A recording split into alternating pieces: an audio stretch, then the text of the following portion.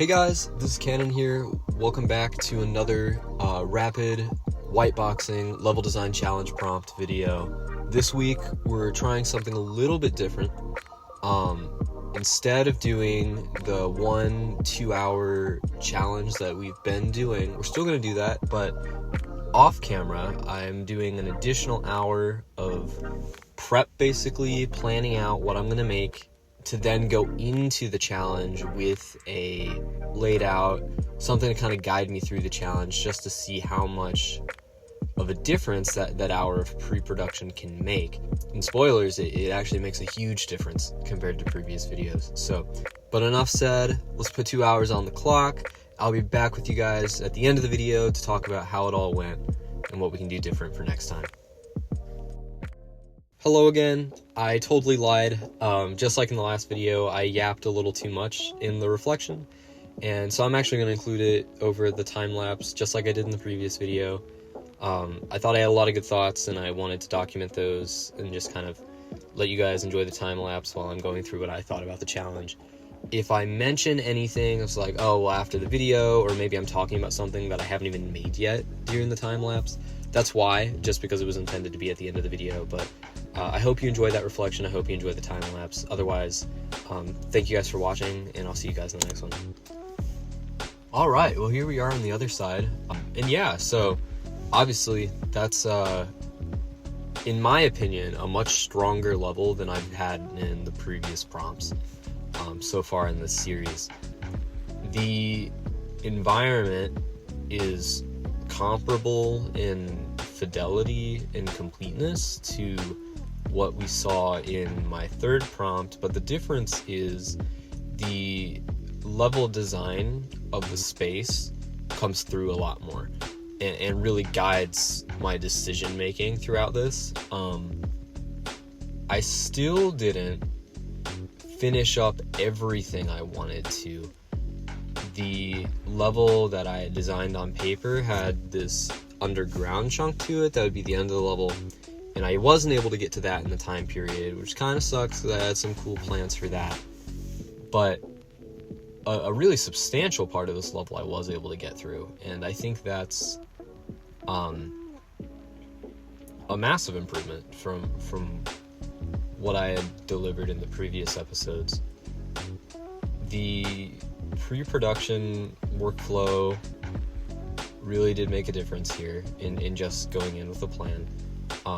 And I've said before, I didn't think that was rocket science, that would be the case, but I didn't know how I wanted to do that and still kind of keep the spirit of the challenge with quick decision making and that kind of on the fly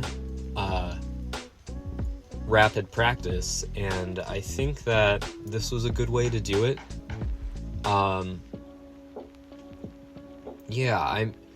Let's see, I think that there was room for improvement for sure in the I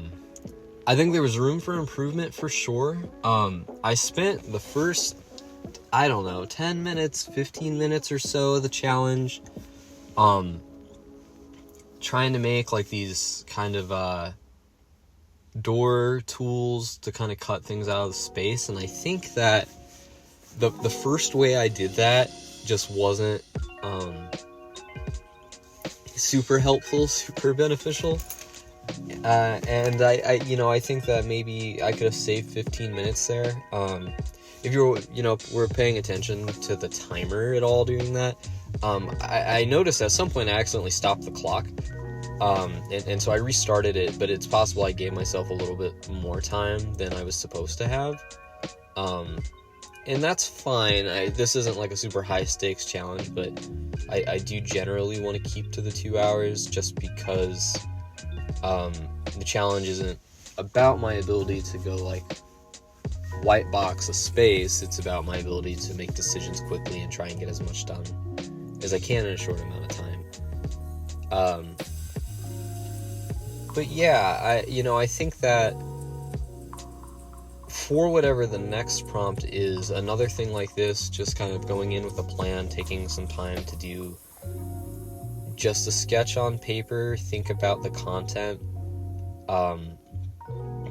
what's actually going to happen in the space, you know, I think with this one, I had some loose ideas going into it about, okay, maybe there'd be an encounter here, with some enemies. Maybe there would be like a chase sequence kind of thing here. I had this whole like sequence planned with so there was a helicopter I modeled, right, and then I put a second one under the map, and that probably seemed really strange at the time.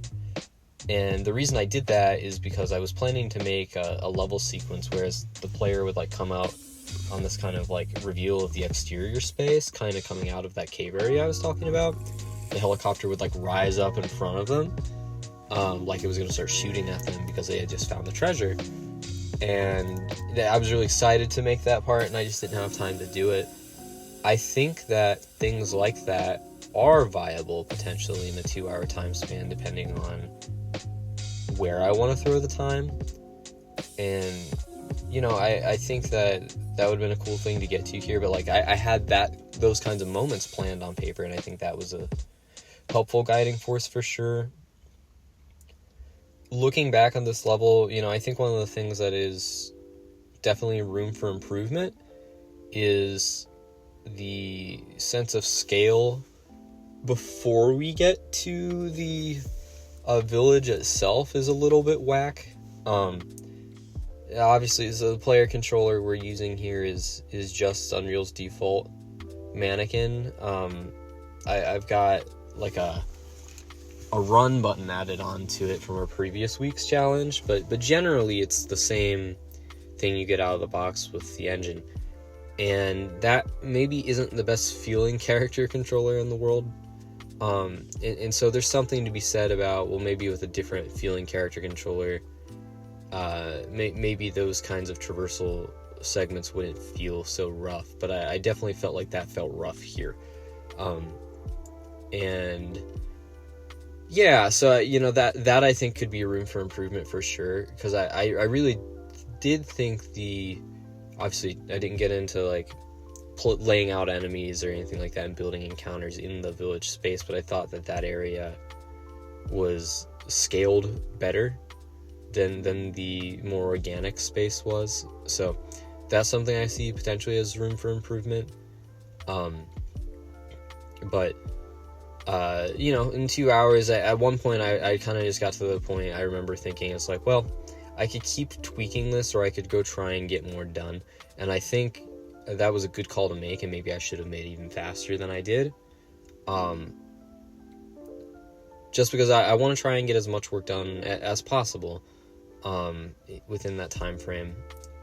Visual fidelity wise, I did still target, you know, a consistent look, and I think that is something I did pretty well, is staying consistent with the level of visual fidelity I had in the level.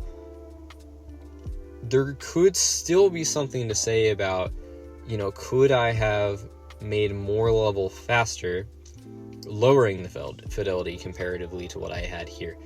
And that's a maybe, and maybe something to try still in a next challenge. Is like, if I literally stripped it back to just cubes and don't even worry about materials or anything like that, and just tried to literally like map out the space in the fastest amount of time, could I have done this entire level in the 2-hour time span and just had it not visually be at the fidelity I hit here, but have the entire thing playable? And with the scope of this level, the thing about that is I maybe could have, and that's interesting, right? Because then I could have came out of this 2 hours of work and had something I could go playtest. And I could playtest this that I have here, but like playtest start to finish, this is what I'm thinking for the level. That's an interesting thought, right? And so I think that's something to consider. You know, getting that whole space playable initial block out, because I can always go back in and make the space prettier and add in more detail to it, but getting the the initial block out all the way there. I mean, that's the hardest part in a lot of ways. And so I think that's potentially where I go next, is just trying to do that. Because then even like that exterior space I was talking about, you know, potentially I could use that differently and roll with that. And you know, if it doesn't feel right the first time, then get the rest of the level done and we'll come back to it and we'll make it better. That's all plausible, and so I think that's something to consider for the future as well. But overall, I'm pretty happy with how this one went. There is a lot of room for improvement still, of course, but it is a huge improvement over the 3 previous challenges I've done in this series, and so I think that's something that I'm excited to carry into the next prompt, and excited to, you know, just think about, you know, that just little bit of guidance really helped be able to get the product delivered, and so I think that's something to keep in mind and always remember. That little bit of pre-production changes the entire decision-making pipeline from that point on, and help me get more done faster, for sure. The big takeaway is just then, well, if I scope my fidelity lower, potentially could I then get even more done in that time frame? And that's a maybe that I'm excited to test in the next video. So yeah, with all that said, thank you guys so much for watching, and I will see you in the next video. Take care. Bye, guys.